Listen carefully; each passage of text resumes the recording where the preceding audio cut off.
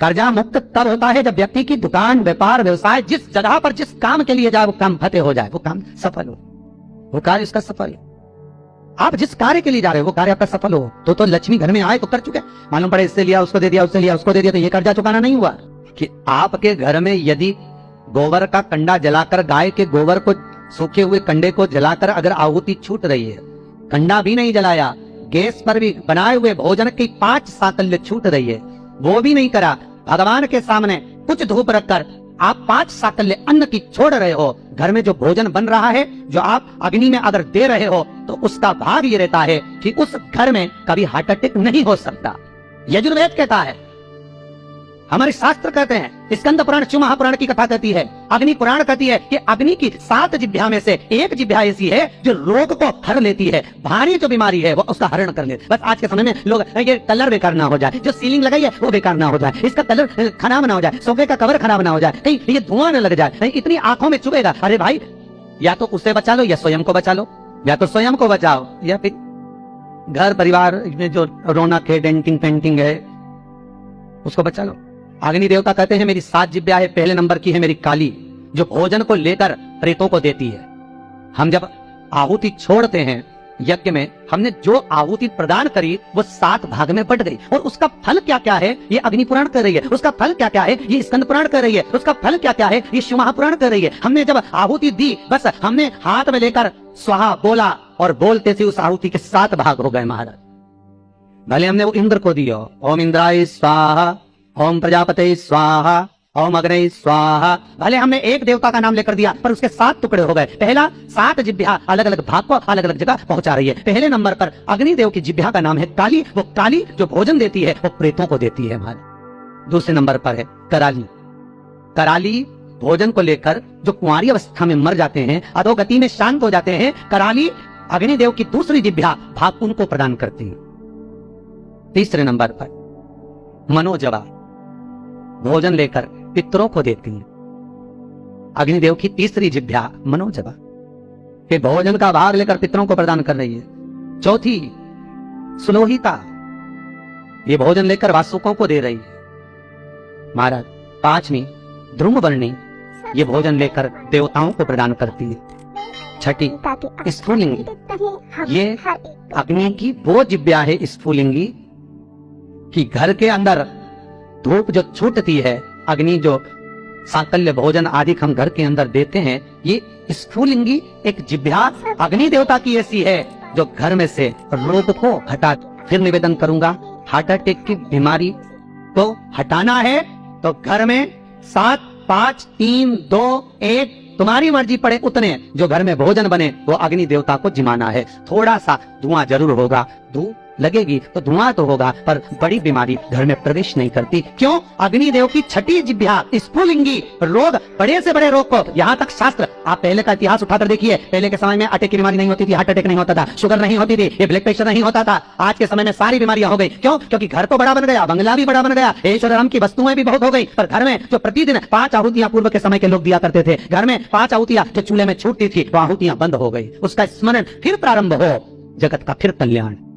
हमारे धर्म, हमारे शास्त्र जो वर्णन करते आए हैं वो गलत नहीं है। पहले के समय में यज्ञ अनुष्ठान कितने होते थे, आज के जमाने में काम, लोग, विषय, आसक्तियां ज्यादा हो गए।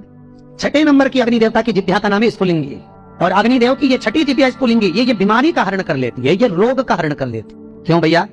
वो दिल्ली का हॉस्पिटल जहां पर महामृत्युंजय मंत्र पर रिसर्च चल रहा है, वेंटिलेटर पर पड़े हुए 10 व्यक्ति के घर वालों को बुलाकर कहा गया कि इन 10 का संकल्प छोड़ो महामृत्युंजय पाठ का। उसके पास में जो 10 वेंटिलेटर पर पड़े उनके लिए कोई महामृत्युंजय नहीं। देखा यह जा रहा है कि इन 10 पर महामृत्युंजय के अनुष्ठान का कितना फल मिल रहा है, और जो 10 वेंटिलेटर पर पड़े हैं उसका क्या फल है।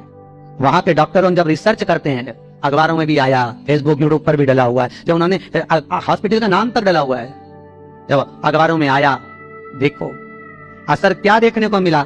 जो वेंटिलेटर पर 10 पड़े थे उनके स्वस्थ होने की सीमा कम थी, पर जिनके लिए महामृत्युंजय का अनुष्ठान ब्राह्मण कर रहे थे साकल्य दे देकर, उसका भाग यह था कि धीरे धीरे उनकी अवस्था सुधरती चली।